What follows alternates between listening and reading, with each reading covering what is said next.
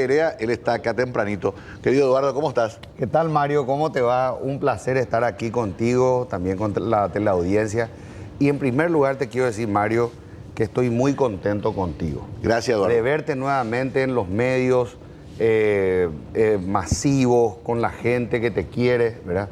Y es una reivindicación necesaria y justa, ¿verdad? Porque sé lo que pasaste, Sí. lo que pasaron con tu familia, ¿verdad? Y eso responde a un sistema de apriete, ¿verdad? Que funciona y lamentablemente sigue funcionando, ¿verdad? Y que de alguna manera también cala hondo en la sociedad, porque todos somos también a la vez víctimas de las fake news, de las noticias y demás, y de la crucifixión que sufren algunos, ¿verdad? Entonces, vale este espacio, Mario, para que yo también te diga que estoy muy contento contigo por esto y que tenemos que seguir trabajando cada uno de nuestros lugares para que nuestro país en algún momento salga del lugar donde está. Valoro mucho, estimado Eduardo. Con Eduardo somos cercanos porque somos hijos del Cristo Rey, de esa formación jesuita, y me suele corregir algunos detalles históricos cuando yo escribo, Eduardo, porque él no puede abstraerse también de esa pasión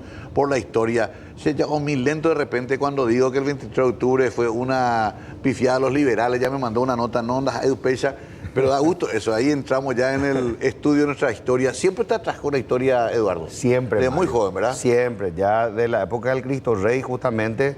Vos sabés que tuvimos grandes profesores Sí. allí de historia, entre ellos el querido Francisco Acereto, Cierto. que también fue maestro de muchas generaciones, tanto en el Cristo Rey como en otros A mí me colegios. tocó Idalia Flores de Zarza, por ejemplo. Y Dalia, claro, que fue también presidenta de la Academia Paraguaya de la Historia. Una gran mujer. Era una gran mujer. Y bueno, el amor por la geografía, y que también en el caso del seno materno, mi abuela Máxima, que vivía acá cerca, en el barrio, por decirlo así, Estados Unidos, Rodríguez de Francia, tenía una biblioteca y yo leía ahí el Sartú, el libro de Sartú. El Sartú. ¿Verdad? Entonces siempre de chico ya tuve esa afición por la historia, y posteriormente, ya después de haberme recibido de abogado y todo, dije, por pasión voy a hacer una maestría en historia. Lo hice.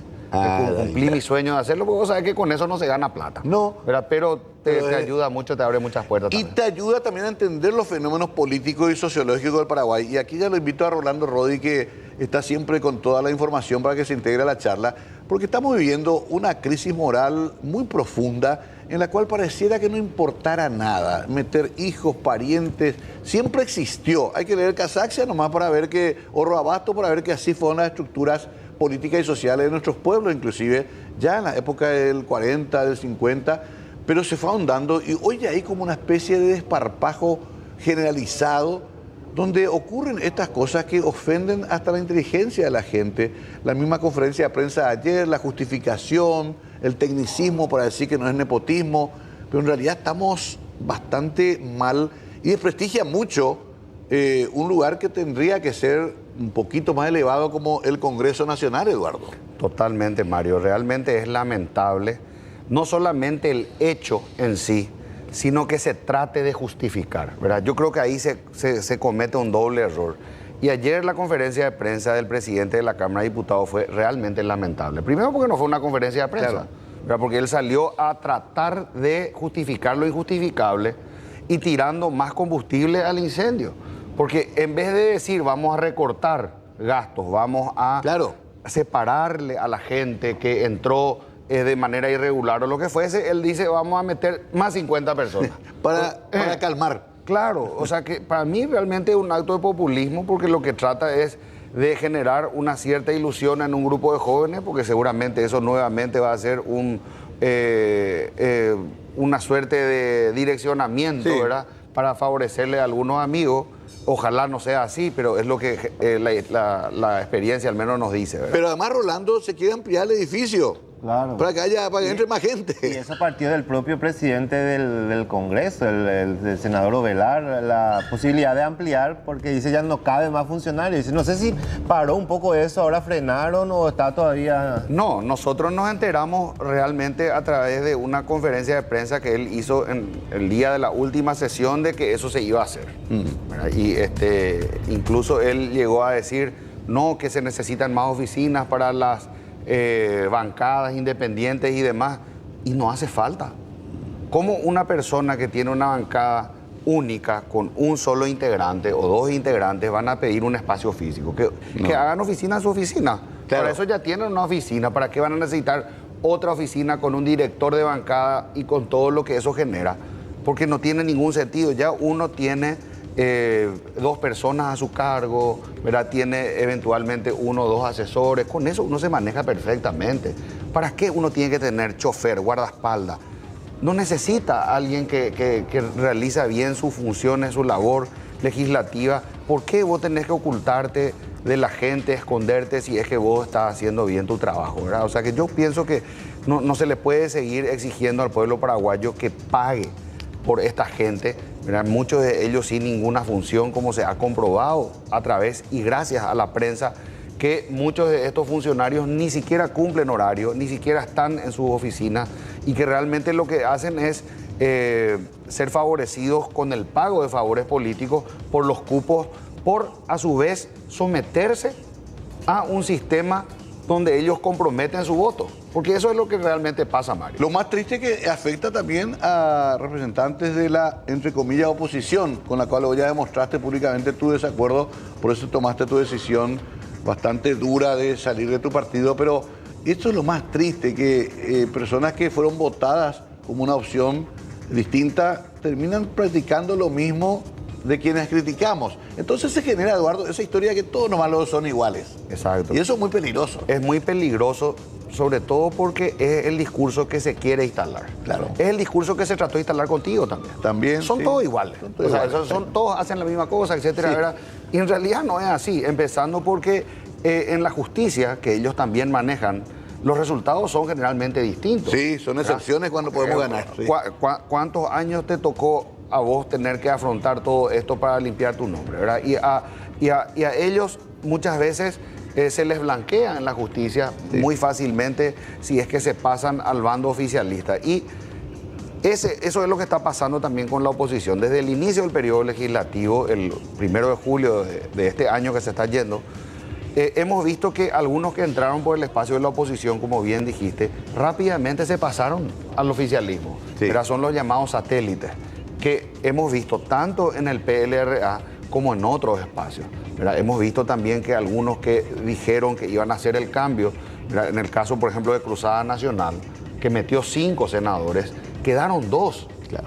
¿Verdad? Yolanda Paredes y José Oviedo, que dicho sea de paso son grandes legisladores, Cierto, que sí. han demostrado Pero una el resto, firmeza. lastimoso. Pero la mayoría se fue. Si vamos a un porcentaje, el 60% de Cruzada Nacional en senadores ahora está con el oficialismo. Rolando, vos tenés mucha experiencia. Eso solía ocurrir después de 8 años. Ahora Sí. ocurrió en semanas. Ahora se dio en poco tiempo y fue rápido la migración del cambio y cómo sentaron de esa postura ya anteriormente, quizás no era tan visible al comienzo, pero en este caso, el caso de, la gente de Payo principalmente, Sí. Chaqueñito, después está Yaminal. Está la otra que no recuerdo su nombre, que fue una de las primeras también. Zenaida. Entonces, rápido sentaron postura y se mudaron a la otra carpa. Totalmente, ¿verdad? E incluso, por ejemplo, en el caso, yo digo, ¿verdad? De los otros 2 legisladores de Kemper y de Penner, ¿verdad? Que también entraron por espacios de la oposición y que han realizado la mayoría de sus votaciones alineados al oficialismo, ¿verdad? Entonces, eso realmente hace que se pierda una confianza. De todas maneras, yo resalto, Mario, que en este corto periodo que hemos estado y que recibimos un golpe fuerte el 30 de abril, definitivamente nos dejó desorientados a todos, Sí. pero sin embargo hemos logrado en este corto tiempo tener algunas pequeñas victorias, hemos logrado también tener un discurso coherente con la gente de defensa de la Constitución Nacional, con Katia, con Celeste, con Yolanda, con José, con Rafael Filisola, con Esperanza, algunos otros legisladores también del PLRA que la mayoría de las veces votó con nosotros. Entonces, realmente eso nos da también alguna esperanza de que hay una luz al final del túnel. Creo que se tiene que trabajar eso. No va a ser fácil, está visto que el poder es apabullante en materia numérica para el oficialismo, pero el discurso creo que la gente ya sabe de qué lado está. O sea que la ciudadanía ya ha tomado una postura, y con todos estos casos que vos estás mencionando de nepotismo, que realmente ha indignado profundamente a la ciudadanía, también lo de la superintendencia de jubilaciones, ¿verdad? Que tuvo una fuerte resistencia por parte de la ciudadanía, creo que han perdido autoridad. Leí la columna del querido Alberto Acosta Garbarino hace 2 semanas en Última Hora, donde él decía, ganaron poder pero perdieron autoridad. Curioso, ¿no? ¿Cuál, verdad? A pesar del resultado electoral enorme que tuvieron. Y está la ley del nepotismo. A mí me sorprendió que el presidente de la República haya dicho, bueno, hay que ver el marco legal, hay que adaptar y ver si se pone un límite. Ya existe todo esto.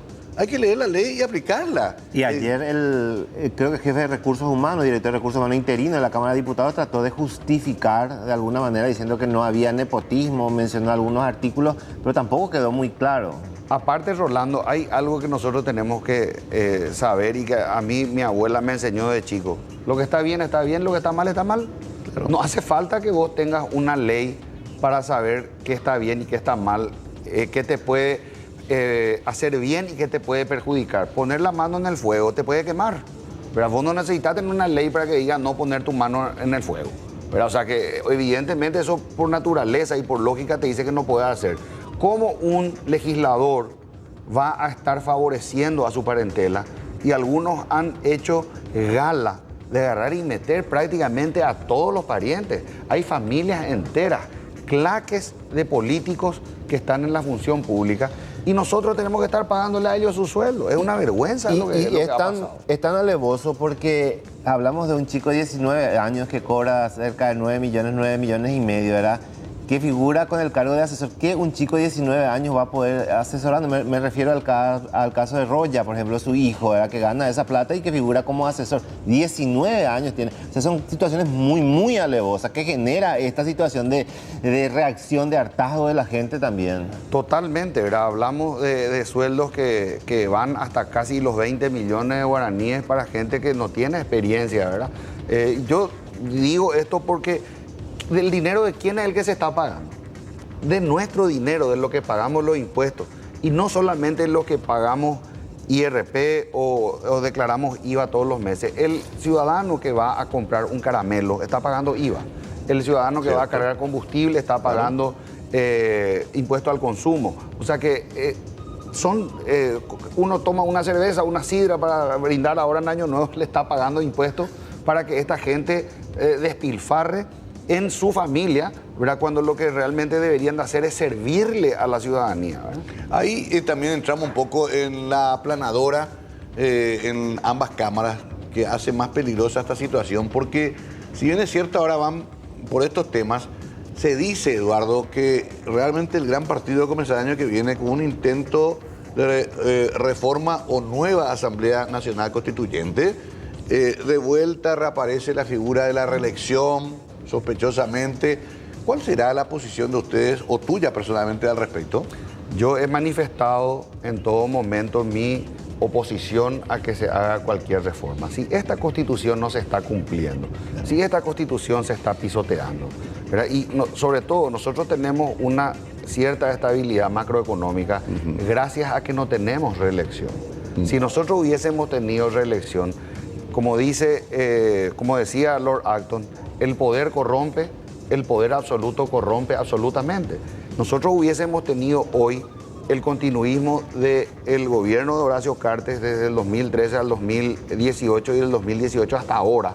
Y quién sabe, un nuevo continuismo con otra persona, claro, ¿verdad? Y lógicamente íbamos a tener un Estado totalmente copado. Y esos modelos totalitarios ya hemos visto qué consecuencias ha traído en Venezuela, incluso en la Argentina con el Clan K, ¿verdad? Que prácticamente ha acabado con ese país tan rico antes, ¿verdad? Lo mismo el caso de Venezuela, ¿verdad? Que lógicamente todos tenían sus problemas estructurales como también nosotros lo tenemos.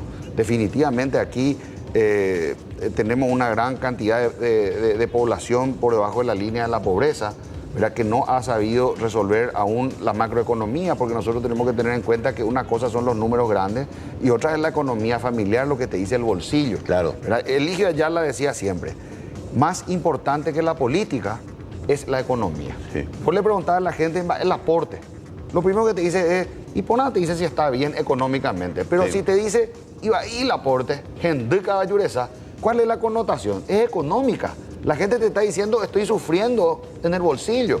No te habla de la política. La política es una esfera posterior a la que tiene que él resolver primero su problema. Entonces nosotros tenemos que ocuparnos primero de resolver los problemas del ciudadano, ¿verdad? Y eso no se resuelve de la manera que ellos están queriendo plantear, con una reforma constitucional para poder perpetuarse en el poder y copar ya más fácilmente y modificar los artículos constitucionales que hoy le molestan a ellos, ¿verdad? Porque ellos lo que quieren es hacer una constitución a la medida para que ellos puedan directamente disponer de esto como si fuese una hacienda, como si fuese una estancia. ¿Vos crees, Eduardo, que Santi es el presidente pero que se gobierna desde la calle España? Definitivamente. Porque, a ver, parece ingenua mi pregunta, porque además esto es casi como una especie de razonamiento político habitual de la oposición, pero quiero que me fundamentes, porque muchos dicen, y atendé bien esto, Santi tiene buenas intenciones, pero no puede desprenderse del patrón. ¿Tanto así es? ¿Y en qué sentido se comprueba eso? Mira, yo creo, Mario, también que el presidente Santiago Peña tiene voluntad de hacer las cosas. Lamentablemente él tiene un ancla muy pesada que lo ata a Horacio Cartes y eso él mismo lo ha demostrado. O sea, cuando él sale a decir Horacio Cartes es muy importante porque tal cosa, ¿verdad? Vos te das cuenta de que él está tratando de justificar a cada rato sus acciones. Gran parte de los ministros de su gabinete son personas que responden más a Cartes que a él. Muchos de estos ministros van a pasearse a la Avenida España a decir lo que están haciendo y no, salvo pocas excepciones, ¿verdad? Entonces, en las acciones cotidianas se ve. En uno de los viajes que hizo Santiago Peña, creo que fue a los Estados Unidos, uno de los últimos, una de las primeras cosas que hizo fue ir él mismo a la calle España a hablar. Y entonces ahí vos te das cuenta. Fue muy fuerte. Fue fuerte porque él es el presidente de la República. Claro, en todo caso que lo visite pero por Cartes supuesto, al Palacio de Gobierno, sí. que es lo correcto, ¿verdad? Pero él sabrá lo que hace o no sabrá lo que le está perjudicando esto. Yo siempre sostengo, Mario, que como demócrata nosotros tenemos que apoyar siempre a la democracia. Y la democracia lo ha elegido a él como presidente y esto es como un barco. En el barco donde estamos todos los paraguayos, él está siendo capitaneado por él. Si él está recibiendo malos consejos y llevando el barco hacia otro lugar, nosotros podemos como tripulantes incluso decirle, presidente, usted está yendo hacia otro lugar que no nos va a llevar a donde queremos o necesitamos anclar, ¿verdad? Y lamentablemente cuando eso pasa o digamos él desoye esa advertencia que se le da y el barco va y naufraga, nos hundimos todos. Claro, es genial tenerlo acá, Eduardo, para analizar la coyuntura, pero también debemos hablar, senador querido, de los problemas del otro sector. Podemos hablar toda la mañana de Peña, de Cartes, de trato a todo, pero también convengamos de que la oposición va a tener que reconstruirse casi después de la hecatombe del 30 de abril. Se fue soberbio a no hablar con Payo y no leer que ahí venía un fenómeno. Efraín tiene sus modos que vos ya conocés, igual que yo.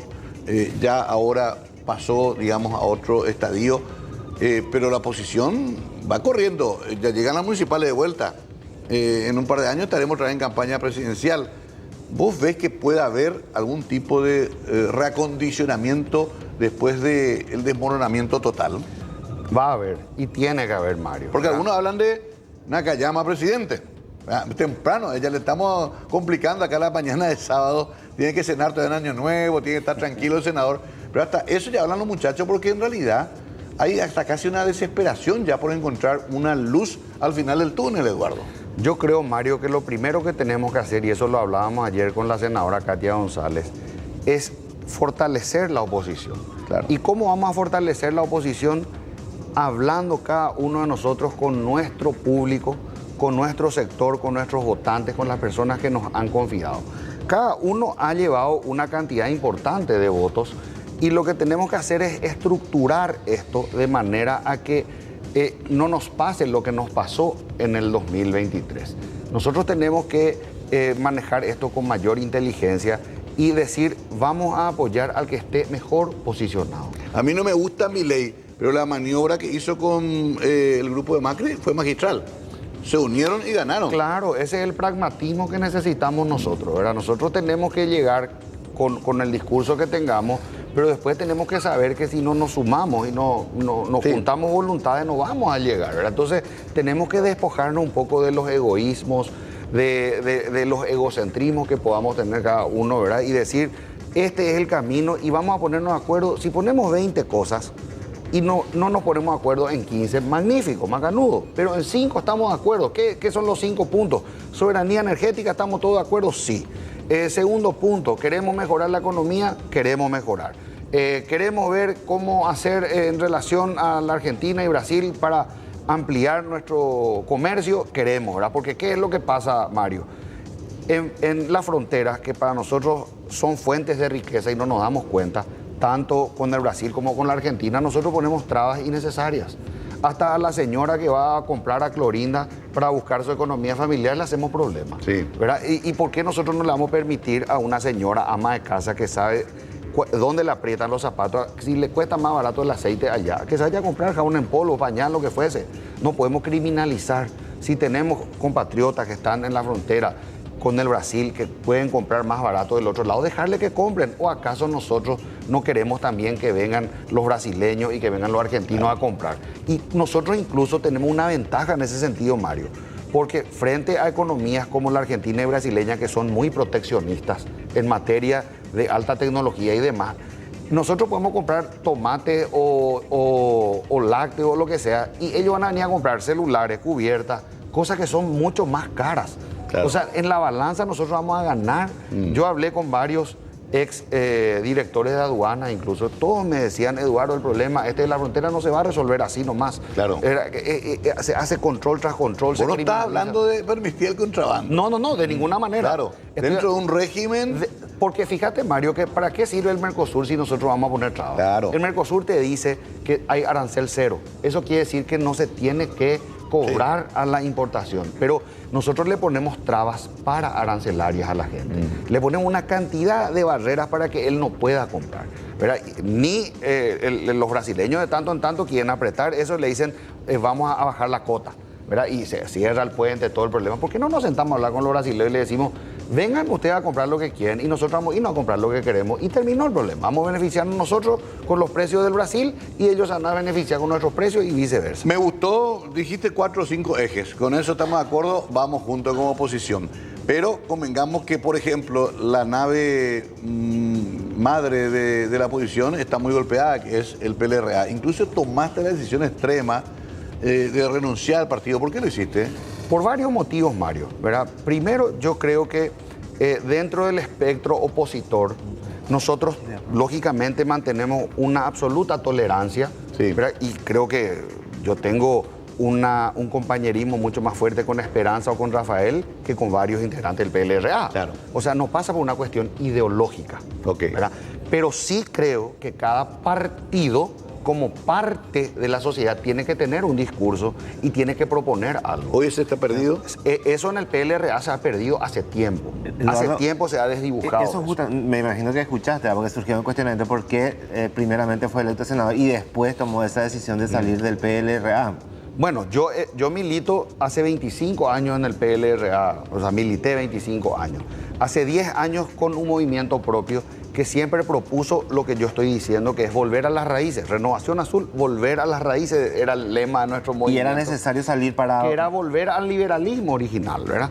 Ahora, luego de la elección, y ustedes recordarán, con Mario hablamos en ese momento también, cuando yo denuncié el fraude en la interna del año pasado, ahora hace un año, ¿verdad?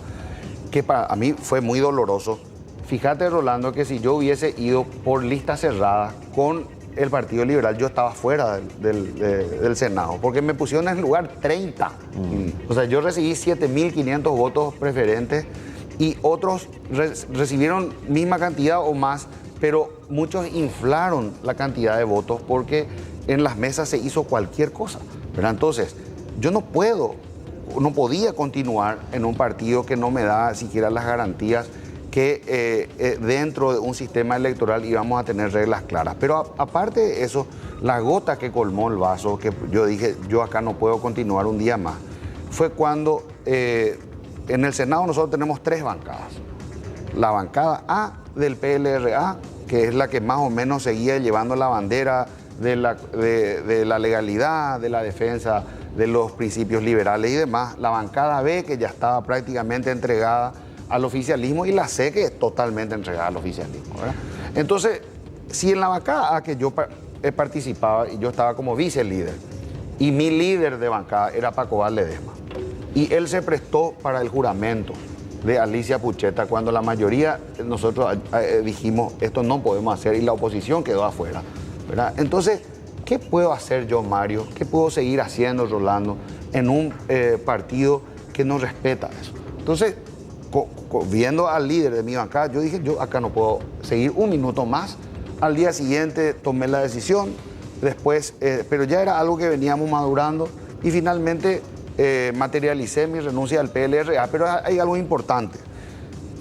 Ustedes le pueden preguntar a la ciudadanía y poner a cualquiera de los senadores del PLRA y a Nakayama y le preguntan quién es más liberal y la gente le va a decir Nakayama. Claro, o sea, yo no renuncio ni a mi liberalismo, claro, que antecede a mi afiliación política y la sucede, ni mucho menos al histórico Partido Liberal, que yo siempre voy a seguir, ¿verdad? Las ideas de los Ayala, de Ligio, de Eusebio, de Gondra, de Guyari, yo voy a continuar con esa línea. Quizás llegue un siempre. momento en que participaría de una refundación del partido. Claro, nosotros de hecho queremos trabajar así como existen varios partidos socialistas, Sí. ¿verdad? O del espectro socialdemócrata o progresista.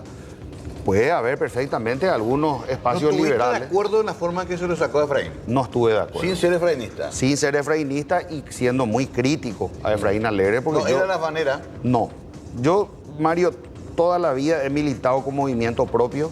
Yo en mi primera elección me presenté contra Efraín Alegre, contra Salim Busarqui y contra Líder Amarilla, que era el candidato de Llano.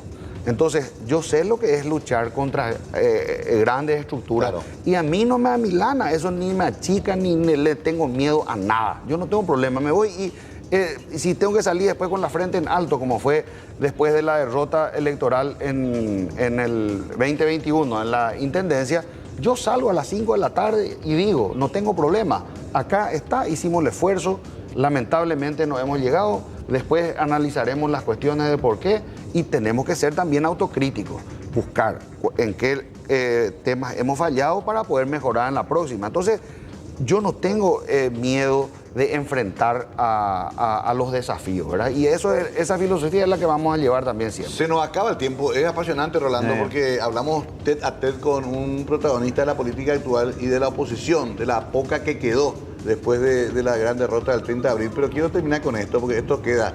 Nos vamos a encontrar una Nakayama y dentro de 2 o 3 meses, un año, ocupando un cargo público. Y sí, pero me llamó nomás luego y me ofrecieron y mi hijo lo es capaz. No vamos a caer en esto, Eduardo. Jamás, jamás. Que Mario. quede grabado. Que quede grabado, sin ningún problema. Mi hija mayor ayer terminó las 67 materias de la carrera de medicina en la Universidad Nacional de Asunción. El año que viene le quedan solamente las materias de práctica en el Hospital de Clínica. Se recibe y ella posteriormente va a hacer una especialización seguramente por su cuenta, ¿verdad? No va a entrar en la función pública. El segundo hijo está trabajando por su lado en el sector privado. Él es agente de seguro, o sea que trabaja en eso, vive y gana de su propio dinero.